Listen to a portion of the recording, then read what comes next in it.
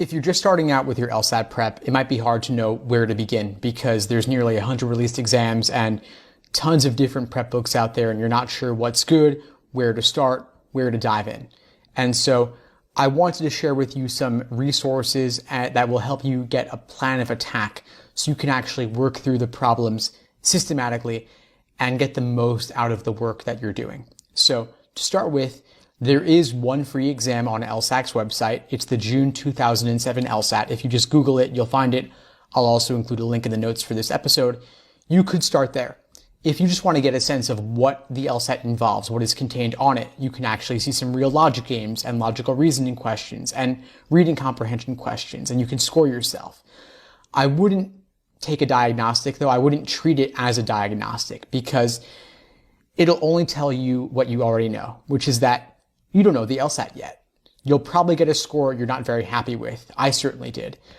I started off in the low 150s, and very gradually, over what ended up being an entire year, I brought my score up to a 175. But those scores in the low 150s, I didn't feel very good about them because I thought I was going to go to a top 14, and that LSAT score was a big obstacle blocking my path. So having a plan of attack would have made things a lot easier for me, and that's what I want to give you. So you got the June 07 LSAT. You could just take it untimed, no stakes. Don't take your score seriously, but just take that as a starting point to give you a sense of what the LSAT involves. Whether you do that or not, though, doesn't really matter. I'm just putting it out there because people do want typically to do some diagnostic of some sort, and maybe if your score improves later, you can feel good about the score increase. So that's a nice benefit, I suppose. But really what you want to do is you want to do LSAT questions by type, build your foundation first. When you're looking at nearly 100 released exams, it's all a big mishmash and you never really know what you're going to see next. It's kind of like they're throwing one thing after another at you. When really, there is a method to the madness. There is a system. They're just scrambling everything up for you. And so what I've done is I've unscrambled it. I've laid it out systematically, question type by question type, section by section. And so that's what I'm going to show you right now. On my website, you click the free stuff tab at the top. You'll scroll down a bit and you'll see this LSAT question categorizations and analysis.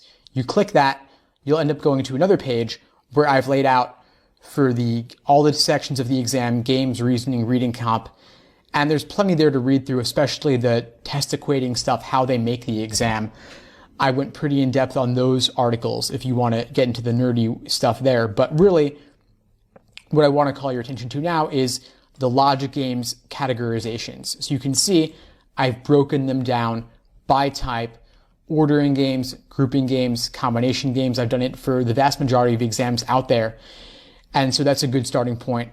For logical reasoning, I've got the same thing, very detailed breakdowns of logical reasoning questions by type. And then finally, reading comprehension, passages categorized by topic.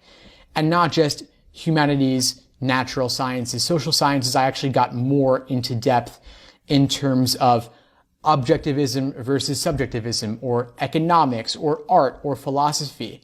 Whatever your most hated topic is, I've grouped those passages by topic so you can actually focus on them and turn a weakness into a strength through increased familiarity with those topics.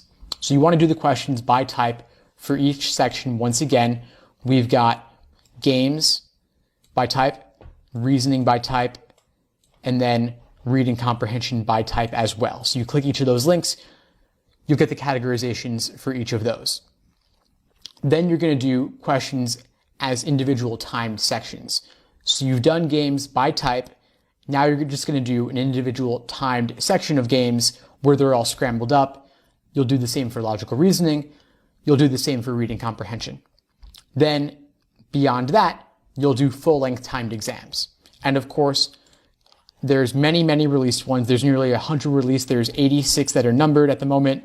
Then there's the lettered ones, A, B, and C, C2, Feb 97, and June 07. So you've got all the various, released exams out there.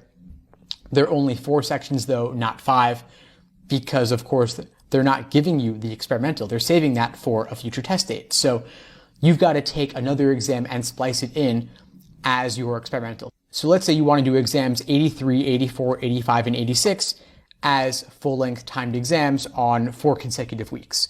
You could then take exam 82 and cut that into 4 different parts, the 4 sections, and take one section from 82 and splice it into each of exams 83, 84, 85, 86. So you're doing exam 83 plus one section of exam 82.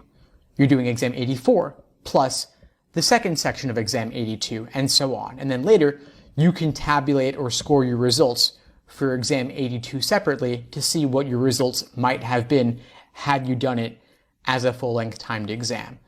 But I'm always hearing from students after the exam, why was my score lower on test day when I was doing better on practice? And I'm asking them, well, were you doing 4 sections or 5?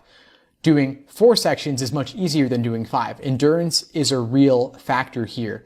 There's accuracy, which is the first phase, doing questions untimed by type.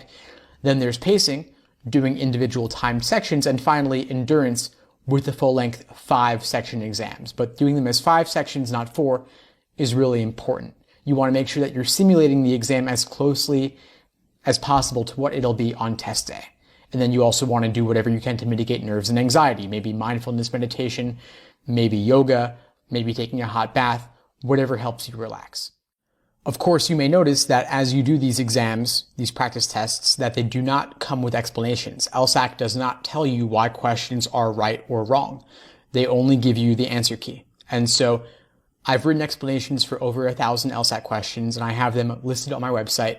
They tell you why the wrong answers are wrong, why the right answers are right, detailed walkthroughs for every single answer choice for the vast majority of exams. And so I've got them here. They're covering exams mostly 19 through 77, but some of the more recent ones as well. So plenty of resources here. You can find this page by going to the books page on my website. And there's the LSAT prep test explanations right there. You can click that. The books tab is at the top there. Another thing I want to talk about is study schedules, because of course there are all these resources, and I've walked you through how to do questions by type, how to do timed exams and full-length tests, but you might be wondering more specifically, which problems do I complete? When do I do everything? How do I budget my time? How do I work through things systematically? And so I've got on my site both week-by-week study plans and day-by-day study plans. The week-by-week ones are free. They go from 1 month to 7 months. I also have day-by-day study plans for 1 month through 7 months. I also have retake schedules. And so those are some other things you can check out as well. You can find them once again by going to the books tab on my website and then clicking day-by-day study schedules right there. So that's another thing to check out. So that's my general overview if you're starting off with LSAT prep from scratch. I hope you found it helpful. Please feel free to reach out if you have any questions or need anything at all. I'm a real person. I'm happy to help you however I can. In the meantime, I wish you all the best. And